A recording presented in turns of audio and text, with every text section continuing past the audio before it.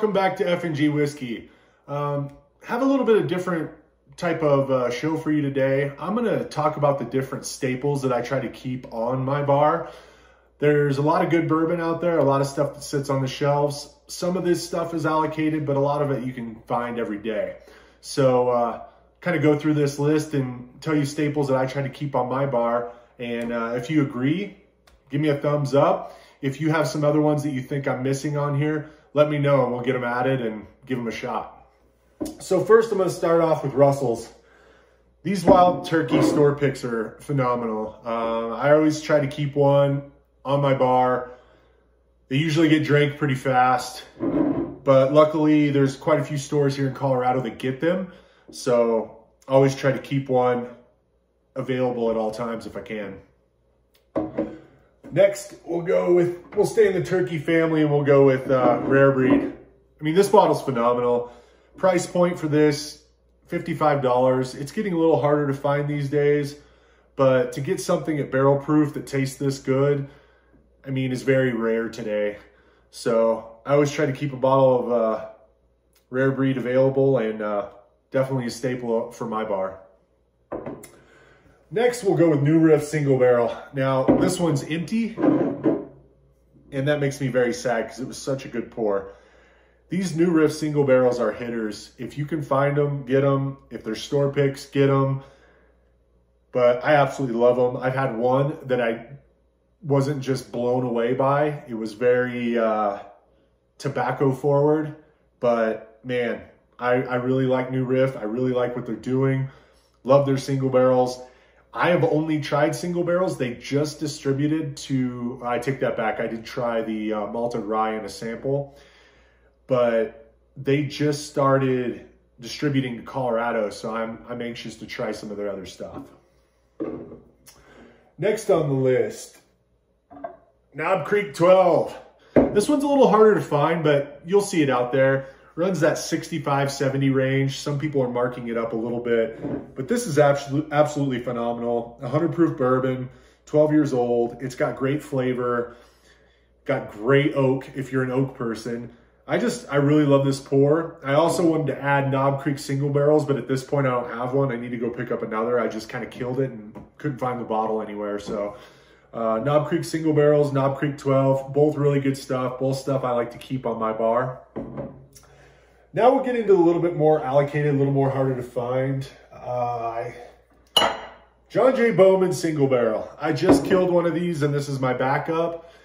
These are phenomenal. I think these are in the realm of E.H. Taylor single barrels. They're very good. They're very flavorful. Coming in at that 100 proof. Anytime I see one of these, I try to get them as a backup. In Colorado, they're a little harder to find. I love this pour. I think it's right there. I mean, as you know, most people tell you that it's Buffalo Trace distillate, so you're kind of getting a Buffalo Trace product in a sense, but these are absolute hitters. I always try to keep one on my bar. So John J. Bowman single barrel. Next, Blanton's. Might get some hate for this. I always try to keep one of these on my bar. Believe it or not, I've actually passed on Blanton's before at retail. I'm kind of one of those people where I believe in the bourbon gods, and if I've got a backup, I'm not going to buy it. I'm hoping somebody else gets it and is happy. But I always try to keep one on my bar. It's a good sipper to start the night out, and usually new people to bourbon are actually absolutely blown away by the Horsey. So I always try to keep one of these on my bar. Next, Henry McKenna 10-year. These can be hit or miss. I've had some really big hitters and I've had some that were just meh. Try to keep one of these always on hand because I really enjoy them. The meh ones are even good. I loved when the price point was down at that $35, $40, $45 price point. Now it's gone up to $65. So maybe I won't go to this bottle as much as I used to try to let it last a little bit longer. But man, this is usually one of the bottles that I'm hitting pretty often. And due to the new price point, I'll definitely slow down a little bit. All right, Eagle Rare. I always try to keep an Eagle Rare on hand. These are a little harder to find, but not impossible. Store picks hit pretty heavily here, so I've been able to get a few store picks. I think I've got about 3 right now, which is awesome. But I definitely try to keep this on hand. It's a great pour. A lot of people are a little more, if they're new to bourbon, they recognize Blanton's, but they don't recognize Eagle Rare as readily as you would a Blanton's. And they usually are pretty amazed by the flavors that they get out of this bottle. I always like to say that it's the Laffy Taffy note I get on it. I get purple Laffy Taffy. Call me crazy, that's what I get. But purple Laffy Taffy, I get it every time, and I get it on almost every one of them. Some are more prevalent than others, but definitely get purple Laffy Taffy on Eagle Rare. Next, Elijah Craig Barrel Proof. These used to be really hard to find. I'm starting to see them actually hit and stay on shelves, which is kind of a blessing. To get barrel proof bourbon with a 12-year age statement at $70, some places mark them up a little bit, but it's a phenomenal pour. You get lots of great notes on this. They're usually complex.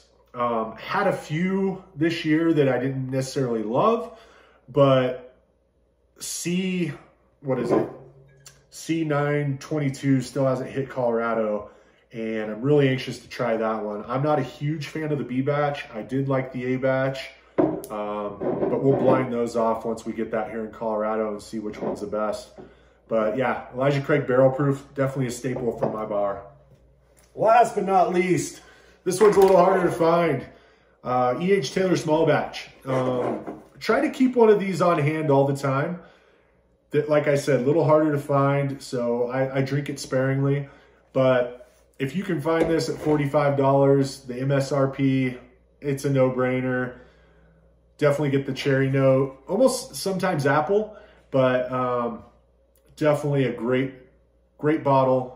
Bottled and bond, so coming in at 100 proof. And definitely something that I like to keep as a staple in my bar. So there we have it. These are some bottles that I keep on my bar. Let me know what you have on yours, or what you definitely, when it's out, you buy it again.